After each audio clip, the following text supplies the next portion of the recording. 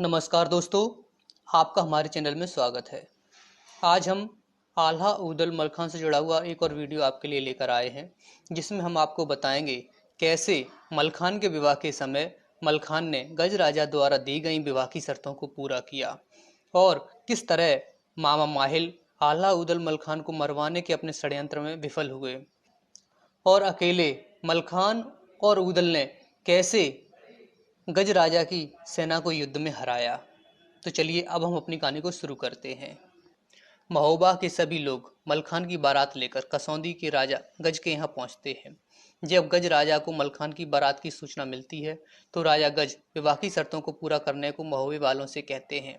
तो आला कहते हैं ठीक है, हम तीनों शर्तों कसौंदी के 10 मील में शेर, चीतों, सांप, बिच्छू को वशीभूत करना, 2 अलग अलग पत्थरों को ऐसे जोड़ना कि उनके अंदर कील भी न घुस सके, और तीसरी शर्त लाहा, बब्बर और बांदा को युद्ध में हराना को पूरा करेंगे।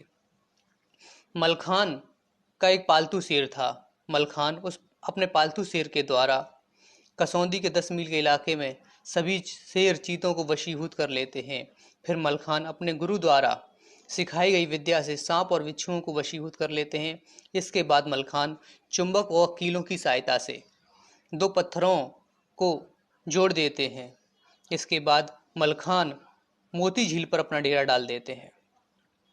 मलखान ऊदल से कहते हैं, चलो कसौंदी के किले का भेद लेकर आते हैं और राजकुमारी गजना से मिलते हैं। ऊदल इसके लिए तैयार हो जाते हैं। दोनों चूड़ी बेचने वाले का भेष बनाकर किले में घुस जाते हैं। मलखान राजकुमारी को चूड़ी पहनाने के बहाने राजकुमारी गजना से मिलते हैं। मलखान राजकुमारी गजना को बता देते हैं कि वे मलखान हैं। जब यह बात गजना की दासी को पता चलती है तो वह राजा गज को जाकर बता देती है कि मलखान राजकुमारी के महल में पहुंच गए हैं। इस पर राजा गज बहुत क्रोधित होते हैं और अपने पुत्र मोती से मलखे को बंदी बनाकर लाने को कहते हैं। राजकुमार मोती अपने साथ सैनिकों को लेकर मलखान को बंदी बनाने को गजना के कक्ष की ओर चल देते हैं। राजकुमार मोती मलखान के पास पहुंचकर मलखान ऊदल से कहते हैं, तुम्हारी हमारे महल में घुसने की हिम्मत कैसे हुई? तुमने हमारे महल में घुसकर अच्छा नहीं किया। गज राजा ने तुम्हें बंदी बनाने का आदेश दिया है। इस पर मलखान और ऊदल कहते हैं, अगर बंदी बना सकते हो तो बना लो। फिर मलखान और ऊदल अपनी तलवारें खींच लेते हैं। मलखान व ऊदल राजकुमार मोती के सैनिकों से भिड़ जाते हैं। शीघ्र ही मलखान व ऊदल सैनिकों को हरा देते हैं। फिर मलखान राजकुमार मोती से भिड़ जाते हैं। मलखान राजकुमार मोती को युद्ध में हरा देते हैं और कहते हैं, जाओ जाकर राजा गज से कह देना कि हम बनाफरों को हराना इतना आसान नहीं है, कोई अच्छे योद्धा भेजो। मोती और उसकी सैनिकों को हराकर ऊदल और मलखान किले से बाहर आ जाते हैं। फिर मलखान व ऊदल दोनों आला से जाकर मिलते हैं।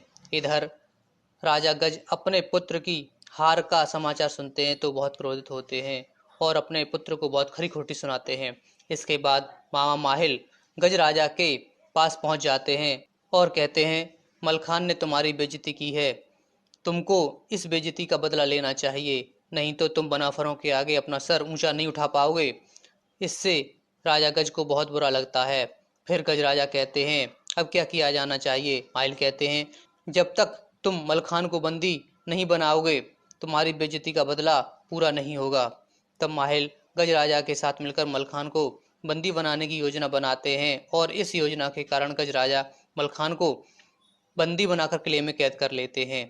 राजा गज ने कैसे मलखान को बंदी बनाया यह हम आपको अगले वीडियो में बताएंगे।